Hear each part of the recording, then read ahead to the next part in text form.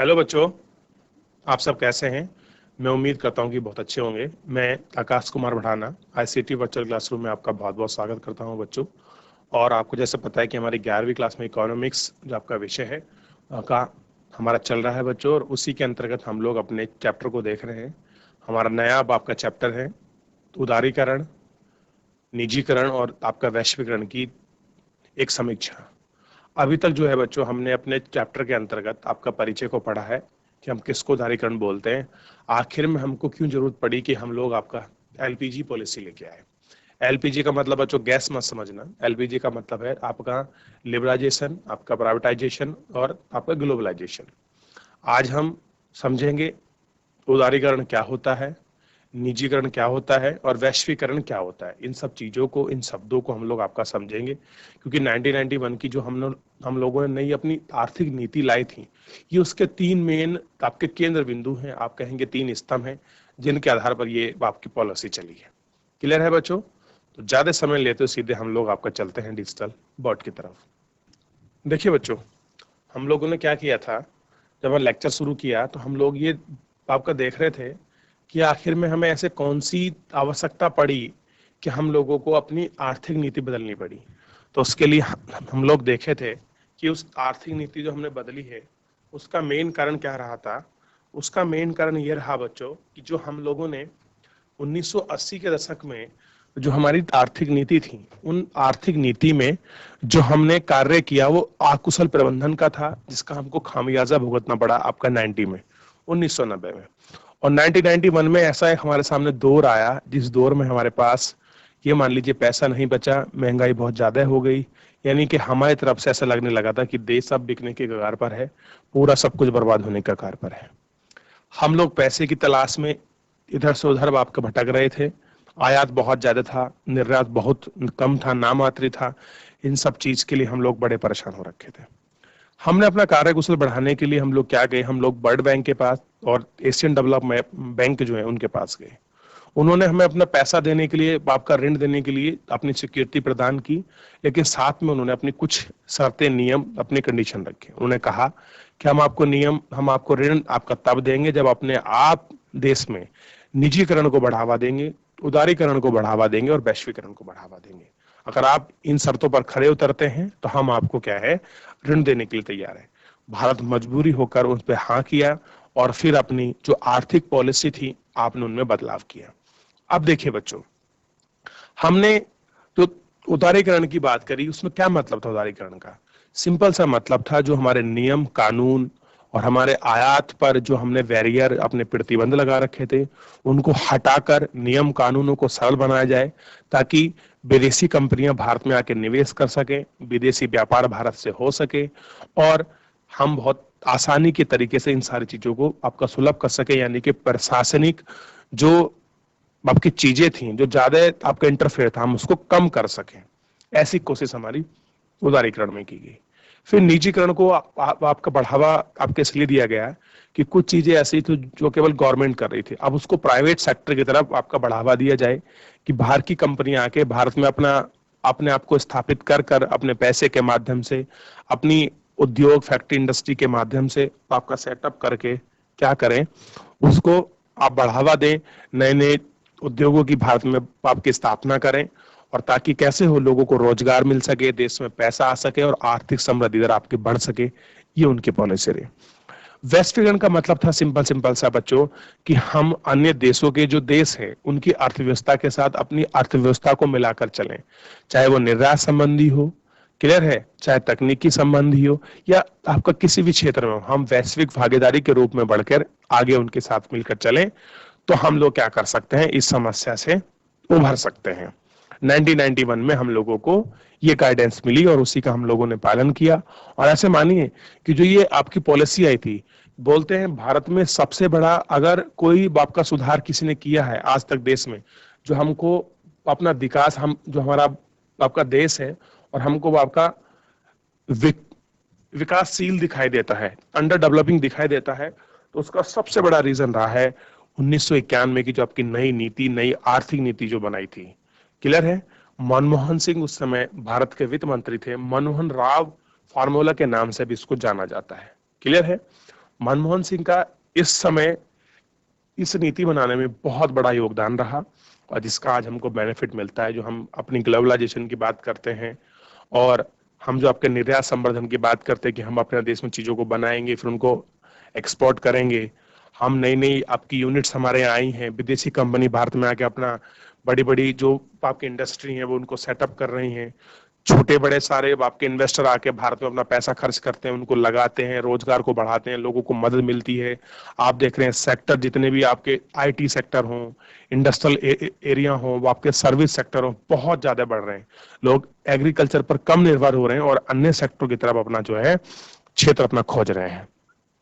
ये सब चीज हम लोग अपने लेक्चर के माध्यम से देखे थे, पढ़े थे और जाने थे। चलिए आगे देखते हैं और जानते हैं कि क्या कैसी स्थिति है। इन सबको हम लोग अपने चैप्टर के माध्यम से एक स्टेप बाय स्टेप रूप में पढ़ेंगे। देखिए औदारीकरण की चर्चा कर रहे हैं, तो औदारीकरण को आपका बोलते हैं लिबरलाइजेशन। क्लियर है? और इसको हम एल से डिनोट करते हैं, तो मैं इसको बोलता हूं एल, लिबरलाइजेशन। उदारीकरण क्या होता है? देखिए हमने आरंभ में चर्चा की है कि आर्थिक गतिविधियों के निगमन के लिए नियम कानून ही समृद्धि और विकास के मार्ग की सबसे बड़ी बाधा होते हैं। कह रहे कि जो भी आप देखेंगे, आप किसी देश की समृद्धि चाहते हैं, किसी देश का विकास आते हैं, तो वहां के जो आपके आर्थिक नियम और कानून होते हैं, क्या होते हैं? उस देश के जो आर्थिक जो आपके नियम और कानून होते हैं बच्चों, वो आर्थिक नियम और जो कानून है वो ही क्या होते हैं? देश की समृद्धि और जो आपका देश का विकास है उसके मार्ग में क्या होते हैं? आपके सबसे बड़ी बाधा होते हैं। उदारीकरण इन्हीं प्रतिबंधों को दूर कर अर्थव्यवस्था के विभिन्न क्षेत्रों को मुक्त कराने की नीति थी। क्या है उदारीकरण? आप समझिए बच्चों, क्या है? जो भी हमारी आर्थिक जो आपके प्रतिबंध हमारे लगे हुए हैं, उन अर्थव्यवस्था को, विभिन्न क्षेत्रों को आपका मुक्त करा करने की जो नीति है वही क्या है? हमारा उदारीकरण है। यानी कि जितनी हमारी सारी चीजें हैं जहां पर हमने प्रतिबंध लगा रखा है अपनी अर्थव्यवस्था में, उन प्रतिबंधों को दूर कर कर, सारी चीजों को ओपन कर कर अपनी चीजों को बढ़ावा देना, उनको मुक्त करना ही उदारीकरण है। यानी कि मोटे मोटे तौर पर नियम और कानून में शिथिलता लाना है। वैसे तो औद्योगिक लाइसेंस प्रणाली, आयात निर्यात नीति, तकनीकी उन्नयन, राजकोषीय और विदेशी निवेश नीति में उदारीकरण 1980 के दशक में आरंभ की गई थी। क्या की गई थी? जो आयात निर्यात हमने आपकी पॉलिसी बनाई थी, इंपोर्ट एक्सपोर्ट जो हमारी पॉलिसी थी, उसमें टेक्निकल रूप हो, चाहे आपका फिजिकल हो, चाहे आपका विदेशी निवेश हो, उसमें क्या करा था हमने 1980 के दशक में आरंभ कर दी कि हमारे यहाँ क्या कर सकते हैं, विदेशी कंपनी आ सकती हैं। और हमने देखा भी था, मैंने आपको एक एग्जांपल दिया था आपको हीरो होंडा का, कि हीरो कंपनी भारत की थी, आपका साइकिल बनाती थी, होंडा कंपनी विदेश की थी, जिसने हीरो के साथ ज्वाइंट वेंचर करके अपना पैसा निवेश किया और हमारे सामने उन्होंने अपनी कार की, बाइक की जो मोटर कार थी वो हमारे सामने निकाली। अब देखिए, किंतु 1991 में आरंभ की गई सुधारवादी नीति कहीं अधिक व्यापक थी। कह रहे कि 1991 में जो हम लोगों ने आरंभ की थी, जो आपके सुधारवादी जो आपकी नीति थी, ये क्या थी? कहीं अधिक क्या थी? व्यापक थी, व्यापक, यानी कि बहुत बड़े स्तर पर थी। आइए हमने कुछ महत्वपूर्ण क्षेत्रों में किए गए सुधारों की समीक्षा करें। ये क्षेत्र औद्योगिक क्षेत्र, वित्तीय क्षेत्र, कर सुधार, विदेशी विनिमय बाजार, व्यापार तथा निवेशक क्षेत्र, जिन पर 1991 में तथा 1991 के बाद से विशेष ध्यान दिया गया। क्या करा गया? इन सारे चीजों पर क्या किया गया आपका बच्चों? बहुत विशेष तरीके से जो आपका ध्यान दिया गया। ठीक है? औद्योगिक क्षेत्र का विनिर्माणीकरण भारत में निगमन प्रणाली को अनेक प्रकार से लागू किया गया। सबसे पहले औद्योगिक लाइसेंस की व्यवस्था थी, जिसमें उद्यमी को एक फर्म स्थापित करने, बंद करने, उत्पादन करने की मात्रा निर्धारित करने के लिए वहाँ किसी सरकारी अधिकारी की अनुमति प्राप्त आपका करनी होती थी। क्या करनी पड़ती थी? कोई अधिकारी है, उसके हम लोगों को जो अनुमति है वो आपके प्राप्त करनी होती थी। अनेक उद्योगों में तो निजी उद्यमों का प्रवेश ही आपका क्या था? निषेध था। अब देखिए, सबसे पहले आप समझिए, जो भी आपके औद्योगिक, जो आपके क्षेत्र थे, जो भी आपके इंडस्ट्रियल एरिया थे, उनमें हम लोगों ने इस प्रकार से अपने नियम बनाए थे कि सबसे पहले क्या करना पड़ेगा, आपको औद्योगिक आपको लाइसेंस लेना पड़ेगा। क्या है? औद्योगिक लाइसेंस की व्यवस्था थी, जिसमें उद्यमी को, यानी कि जो आपकी फैक्ट्री या फर्म खोलना चाहता है, उसको स्थापित करने, बंद करने तथा उत्पादन करने की मात्रा को वहां निर्धारण करने के लिए किसी सरकारी अधिकारी की अनुमति करनी होती थी। यानी कि आप कितना प्रोडक्शन करेंगे, कितने समय तक करेंगे, कितनी मात्रा में करेंगे, इस सबको गवर्नमेंट ऑफिसर की अनुमति लेनी पड़ती थी, उतना ही आपको प्रोडक्शन करना था। ये भी एक प्रॉब्लम थी। अनेक उद्योगों में तो निजी उद्यमों का प्रवेश निषेध था, यानी कि बहुत सारी ऐसी आपकी फैक्ट्री थी, आपकी इंडस्ट्री थी, जिसमें जो आपकी निजी कंपनी थी वो एंटर ही नहीं कर सकती थी। ग में लिखा है, कुछ वस्तु का उत्पादन केवल लघु उद्योग ही आपका कर सकते थे, और गवर्नमेंट ने कुछ ऐसा किया कि केवल जो कुछ आपका प्रोडक्शन है उन्हें क्या करेंगे, जो आपकी छोटी इंडस्ट्री होती है, जो आपके लघु उद्योग होते हैं, लघु उद्योगी क्या कर सकते हैं, वहां केवल उत्पादन कर सकते हैं, वही चीजों का प्रोडक्शन कर सकते हैं। और सभी निजी उद्यमों को कुछ औद्योगिक उत्पादों की कीमतों का निर्धारण तथा वितरण के बारे में भी अनेक आपका नियंत्रणों का पालन करना पड़ता। अब होता क्या था कि जितने भी सारे आपके उद्यम थे, उन उद्यमी को औद्योगिक उत्पादन की जो आपकी कीमत है वो उनका निर्धारण तथा आपका वितरण करने में क्या करना पड़ता था, अनेक नियंत्रणों का पालन करना पड़ता था। यानी कि बहुत सारी ऐसी आपकी चीजें थी, चाहे उत्पाद हो, चाहे उसकी कीमत को लेकर हो, चाहे उसका वितरण हो, उन सब पर क्या था, एक आपका नियंत्रण था। 1990 के बाद आरंभ की गई सुधार नीति में इनमें से अनेक प्रतिबंध को समाप्त कर दिया गया। यानी कि 1991 में जो आपकी पॉलिसी बनी, उस आपके सुधार नीति के तहत बहुत सारे ऐसे आपके प्रतिबंध थे जिनको आपका समाप्त कर दिया गया, जैसे अल्कोहल, सिगरेट, जोखिम भरे रसायन, उद्योग, विस्फोट, इलेक्ट्रॉनिक, विमान तथा औषधि भेज, इन 6 उत्पाद श्रेणी को छोड़कर सभी उद्योगों के लिए लाइसेंस व्यवस्था आपकी समाप्त कर दी। यानी कि ये 6 ऐसे उद्योग हैं, अगर आपको खोलना है तो आपको लाइसेंस लेनी पड़ेगी, गवर्नमेंट के नियम, पॉलिसी, जो रेगुलेशन है उसको आपको फॉलो करना पड़ेगा। क्लियर है? बाकी और किसी के लिए आपका लाइसेंस की व्यवस्था नहीं की गई। अब सार्वजनिक क्षेत्र के लिए सुरक्षित उद्योगों में केवल प्रतिरक्षा उपकरण के कुछ अंश, परमाणु ऊर्जा उत्पादन और रेलवे ही बचे थे। अब कह रहे हैं कि जो आपके सर्विस, जो आपका सार्वजनिक, जो आपके सेक्टर थे, जो आपका पब्लिक आपका सेक्टर था, अगर उसमें हम बात करें कि सेफ्टी रूप से कौन से ऐसी आपकी इंडस्ट्री बची थी, तो उनमें बची थी एक आपकी परमाणु ऊर्जा, जिसमें केवल आपका पब्लिक आपका सेक्टर लगा हुआ था, और एक बची थी आपकी रेल। ये 2 सेक्टर ही ऐसे बचे थे। लघु उद्योगों द्वारा उत्पादित अनेक वस्तुएं भी अनारक्षित श्रेणी में आ गई। कैसी आ गई? आपकी आपकी रिजर्व, जो आपकी कैटेगरी होती है, उस श्रेणी के अंतर्गत इनको रख लिया गया। अनेक उद्योगों में अब बाजार की कीमतों के निर्धारण की अनुमति मिल गई। बहुत सारे उद्योग ऐसे थे बच्चों, जहां आपके बाजार की जो आपकी कीमत थी, अब उनको निर्धारित करने में आपकी अनुमति उनको मिल गई। अब देखिए वित्तीय क्षेत्र सुधार। अब देखिए कह रहे जो हमने फाइनेंशियल एरिया में जो हमने सुधार किए हैं क्षेत्र में, वो कैसे उनको देखते हैं। वित्त के क्षेत्र में व्यावसायिक और निवेश बैंक, स्टॉक एक्सचेंज तथा विदेशी मुद्रा भंडार जैसे वित्तीय संस्थाएं सम्मिलित हैं। कह रहे कि इसके अंतर्गत कौन कौन शामिल हैं बच्चों, अगर हम बात करें जो भी आपकी फाइनेंशियल, आप देखिए जो भी आपकी सेक्टर में जो भी आपके व्यापारी हैं, जो भी आपकी निवेश बैंक हैं, स्टॉक एक्सचेंज हैं, और जो भी आपके विदेशी मुद्रा भंडार हैं, जैसी वित्तीय संस्थाएं सम्मिलित हैं। कैसी हैं? ये जो आपकी सारी वित्तीय संस्थाएं हैं सम्मिलित हैं। भारत में वित्तीय क्षेत्रों का नियमन रिजर्व बैंक का दायित्व है। यानी कि इन जो ये सारी चीजें हैं, जो आपके वित्तीय जो क्षेत्र हैं, इस फाइनेंशियल आपके सेक्टर का निगमन करना, नियम बनाना, उनकी देखरेख करना, ये सारा जिम्मेदारी किसकी है? रिजर्व बैंक का दायित्व।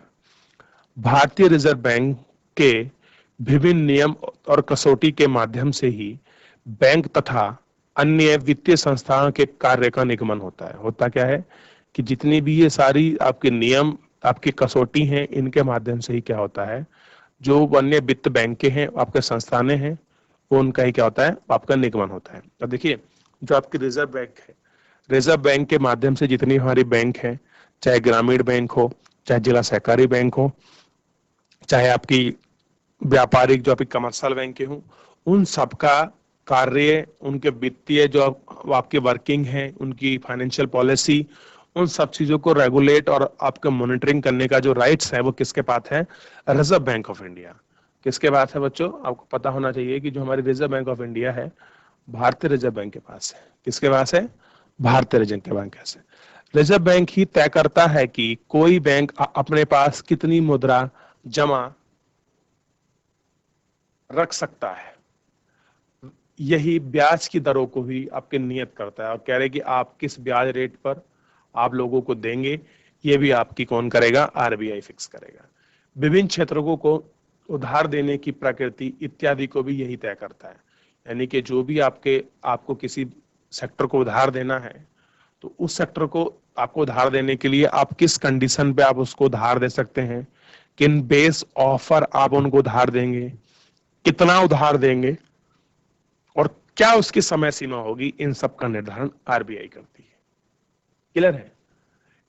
अब देखिए, वित्तीय क्षेत्र सुधार नीति का एक प्रमुख उद्देश्य यह भी है, कह रहे कि जो हमारे वित्तीय क्षेत्र हैं, उनमें जो आपका सुधार नीति है, उन सुधार नीति में अगर हम लोग आपका बात करें कि इनमें आपका सुधार नीति का जो मेन उद्देश्य है वो क्या है, आरबीआई को क्या बनाया, इसका नियंत्रक भूमिका से हटाकर उसे आप इस क्षेत्र की एक महत्वपूर्ण सहायक भूमिका तक आपका सीमित कर दिया गया है।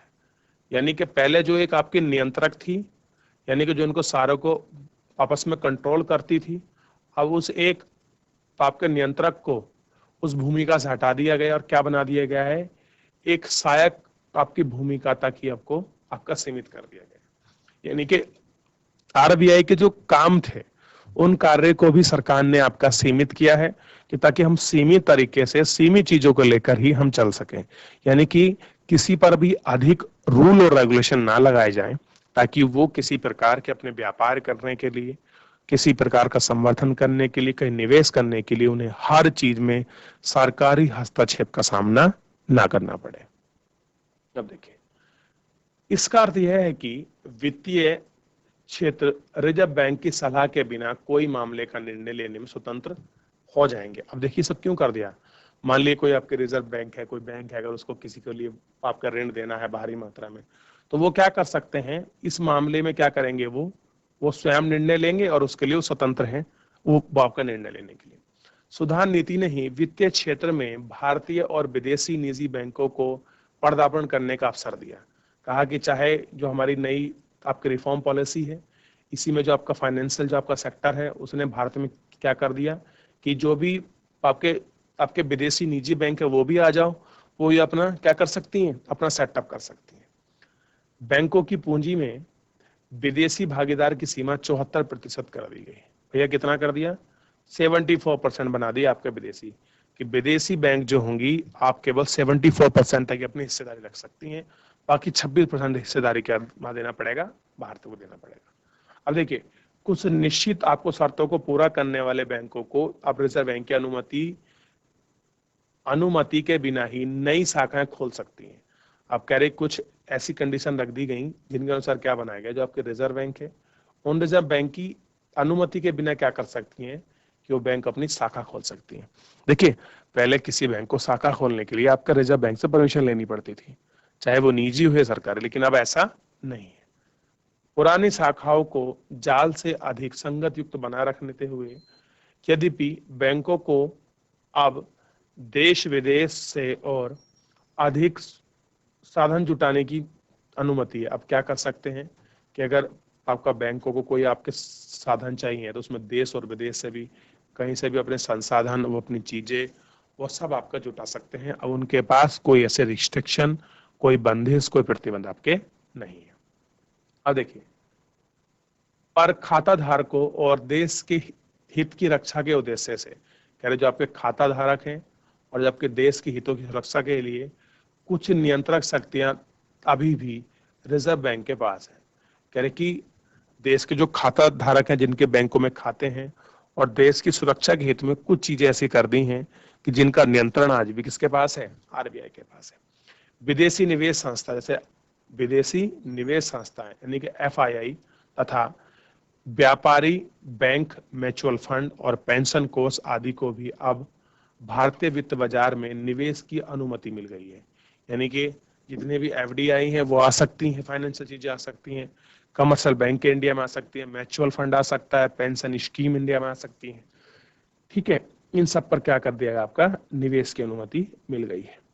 कर व्यवस्था में सुधार, ठीक है, इन इन सुधारों का संबंध सरकार की कराधान और सार्वजनिक व्यय नीति से है। कैसा है? आपका कराधान है और जो आपके सार्वजनिक जो आपके व्यय नीति है उससे है, जिन्हें सामूहिक रूप से राजकोषीय नीति भी कहा जाता है। समझिए, दोबारा समझिए बच्चों, जो कर व्यवस्था में सुधार। बच्चों, कर क्या होता है? आपका टैक्स। जो हमने टैक्सेशन में जो आपके रिफॉर्म किए हैं, जो आपके हमने बदलाव किए हैं, आपके सुधार किए हैं, उसको हमने क्या कह दिया? आपका कराधान कह दिया। देखिए, इन सुधारों का संबंध में सरकार के कराधान और सार्वजनिक व्यय नीति, यानी कि जो आपके सार्वजनिक आपके व्यय नीति, जो गवर्नमेंट द्वारा पैसा खर्च होता है या सरकारी जो आपके पॉलिसी है जो उन पर पैसा खर्च होता है, इस संबंध में जिन्हें सामूहिक रूप से यानी कि एक साथ जोड़कर राजकोषीय नीति कहते हैं। क्या कहते हैं? राजकोषीय नीति। चाहे कितना पैसा खर्च करना हो, कोई टैक्स घटाना हो, बढ़ाना हो, इस संबंधी जो भी सारी चीजें होते हैं उनको हम कहा रखते हैं? आपका राजकोषीय जो आपकी नीति है उन्हें कहा जाता है। करों के दो प्रकार होते हैं। कह रहे जो आपके टैक्स हैं वो दो प्रकार के होते हैं, प्रत्यक्ष और अप्रत्यक्ष।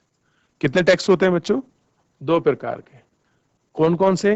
प्रत्यक्ष और अप्रत्यक्ष। अब देखिए, यानी कि डायरेक्ट टैक्स और आपका इनडायरेक्ट टैक्स। डायरेक्ट टैक्स के अंदर व्यक्ति की आय और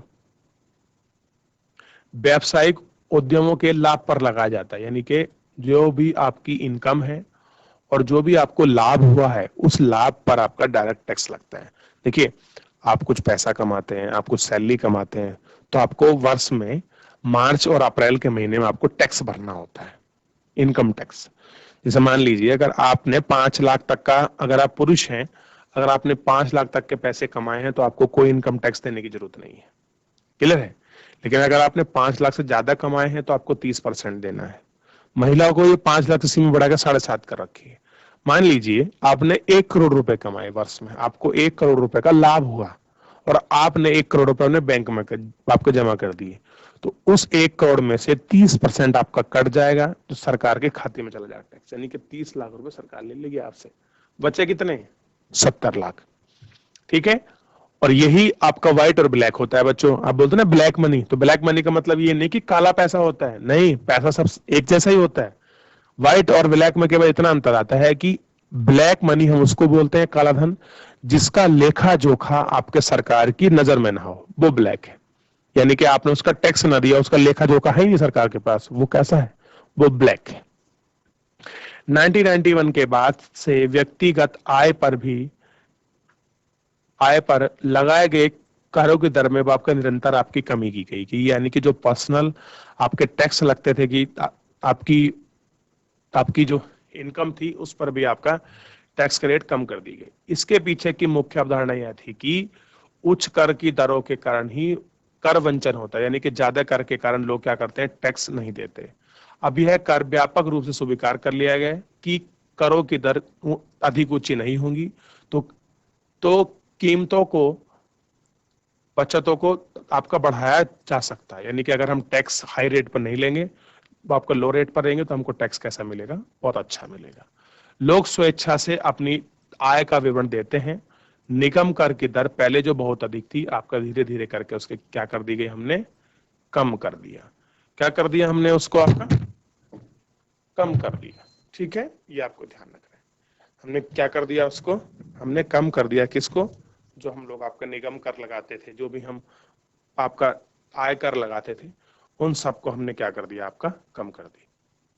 इसी के माध्यम से हमने आज अपने इस उदारीकरण के जो हमारा टॉपिक है, हम उसको समझ रहे हैं कि किस प्रकार सरकार अपने किस क्षेत्र में अपनी नीतियों को आपका उदार बना रही है, कैसे सरल बना रही है, उसको हम लोग देख रहे थे।